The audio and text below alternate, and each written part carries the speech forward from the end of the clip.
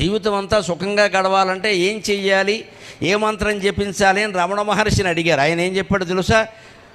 అరగంటకోసారి ఇదంతా కళ, ఇదంతా కళ, ఇదంతా కళ అనుకో, సుఖంగా ఉంటామన్నాడు. మనం అనుకుంటామా?